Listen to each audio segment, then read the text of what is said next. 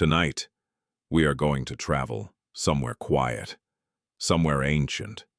We're going to the southern coast of Peru, to a place where the land is so dry, so still that it has preserved its secrets for over 2,000 years, the Nazca Desert.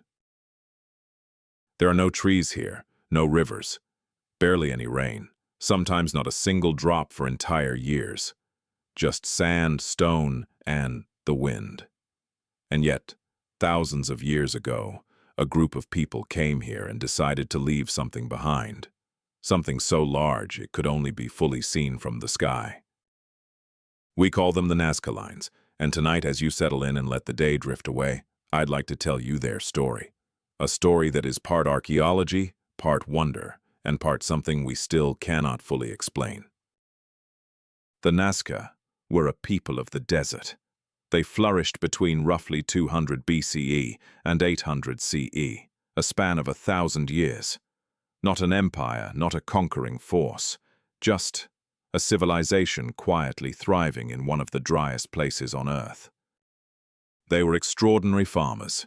In a place with almost no rain, they engineered an underground aqueduct system called Puquios, channels that captured water deep beneath the surface and carried it to their fields. Some of these channels still flow today. They made beautiful ceramics, rich with colors, deep reds, warm oranges, and black, painted with figures of animals, plants, and beings that looked not quite human. Long-headed figures with enormous eyes, holding objects that look almost like tools, almost. Scholars have studied these images for decades. Most say they represent deities, gods of water, fertility, the sky. Others look at those long-headed figures with wide eyes and wonder something else entirely. But we'll come back to that. For now, let us simply acknowledge, these were not primitive people. They built systems that outlasted their civilization. They created art of extraordinary precision and beauty, and sometime during their 1,000-year existence, they walked into the desert and began to draw. The Nazca Lines cover an area of roughly 450 square kilometers. Within that space, there are over 10,000 individual lines, hundreds of geometric shapes, and scattered among them, nearly 70 giant figures, called geoglyphs. Some lines are perfectly straight, running for kilometers without a single deviation, over hills, through valleys, as if the Earth's curvature simply didn't matter. Modern engineers, using the best tools we have today, struggle to replicate this precision. Then, there are the figures. A spider drawn in a single unbroken line, a hummingbird with a wingspan of 96 meters, a monkey with a perfectly spiraled tail, a condor with wings spread wider than a football field. And then, the one that makes even the most skeptical archaeologists pause. A figure sometimes called the Astronaut, standing on a hillside, a humanoid form, rounded helmet, large eyes, one hand raised, as if waving. The official explanation is that this is a depiction of an owl man, a figure from Nazca mythology. It's a perfectly reasonable explanation, and yet, when you see the image, something in the back of your mind says, that looks like something else. The mainstream theory is this. The Nazca created the lines as a form of religious practice. Perhaps they walked the lines in ceremonial processions. The lines weren't meant to be seen from above, but to be walked upon, connecting sacred sites, pointing toward mountains where water spirits lived.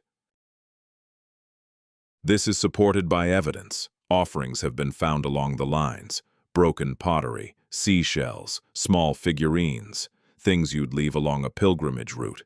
It's a compelling theory, and many scholars hold it with confidence.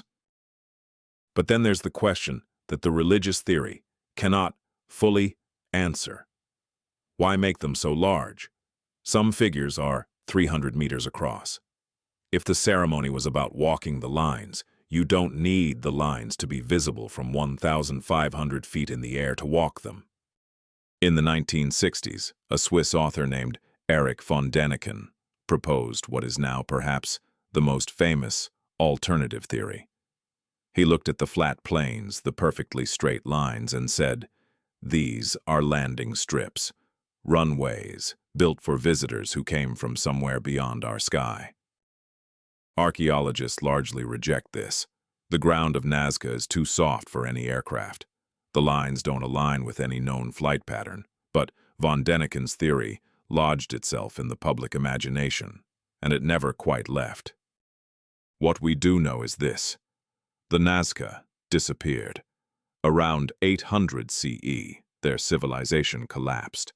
Some say it was a catastrophic drought. Others point to the destruction of the very forests that fed their aqueducts, ancient climate change, perhaps driven by their own success. The desert, though, remembered everything. In that almost rainless air, the lines were preserved. For 1,500 years, no one built over them. No one plowed them under. The wind barely touched them. They simply waited. In 1927, a Peruvian archaeologist flying over the region looked down and saw them for the first time in the modern era. He later said it was like reading a message that had been waiting patiently for someone to finally look from the right angle. And so, tonight, as you lie here in the quiet, think of those people, standing in that desert 2,000 years ago, under the same stars you see now, drawing something enormous in the sand, something no one around them could ever see in full, but knowing, somehow, that someday, someone would.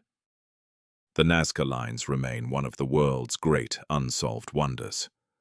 Whether they were paths for gods, maps for the stars, or simply a people's way of speaking to something larger than themselves, they are here, they endure. And now so can you, in rest, in quiet, in the soft darkness of this night. Sleep well.